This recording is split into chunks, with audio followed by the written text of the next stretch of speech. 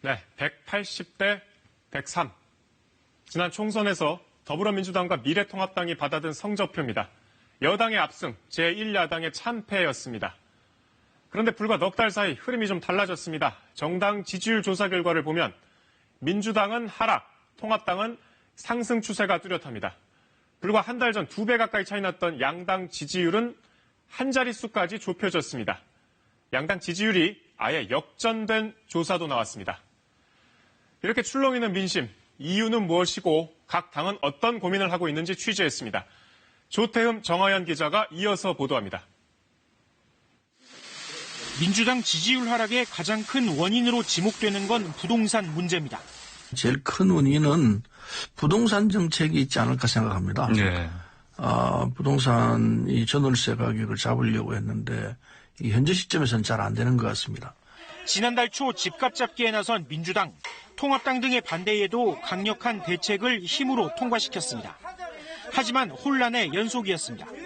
청와대 다주택자 고위 참모들은 집 처분을 둘러싸고 파열음을 냈고 전세가 소멸하는 건 자연스럽다는 등 현실과 동떨어졌다는 비판을 받는 발언도 이어졌습니다. 신뢰를 얻지 못한 부동산 정책, 또 그리고 그 과정에서 우리 내부 인사들의 부적절한 언급도 있고, 또 청와대 인사 논란도 있고. 민주당은 지지율 문제를 엄중히 받아들인다. 정책의 일관성을 갖고 긴 호흡으로 대응하겠다고 밝혔습니다. 지금의 정책 기조를 바꿀 뜻은 없다는 얘기입니다. 민주당 지도부가 지지율이나 개혁 정책에 대한 공개 언급 없이 수해복구 봉사활동 등 현장 행보를 이어가는 것도 같은 맥락으로 해석됩니다. 당내 일부에선 공개 반성하고 정책을 수정해야 한다는 목소리도 있지만 차기 당권 주자들도 정책 방향보단 추진 방식을 문제로 지적하며 지지율 회복을 전망합니다. 민주당은 9월부터 부동산 정책이 효과를 나타내면 여론도 달라질 것으로 기대하고 있습니다. 다만 청와대 인적 쇄신 카드가 큰 효과를 보지 못했고 야당의 무대가 될 정기국회 국정감사가 기다리고 있다는 점은 부담입니다. KBS 뉴스 조태흠입니다.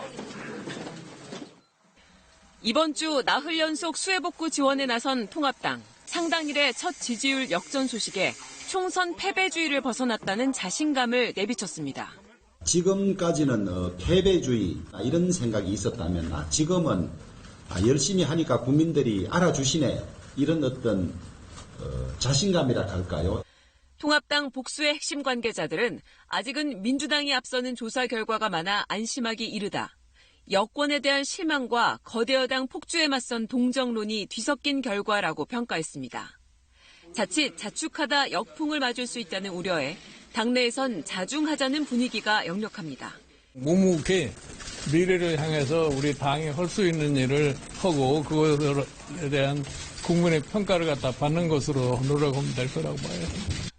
당분간은 외연 확대를 위한 현장 행보에 주력한다는 방침입니다.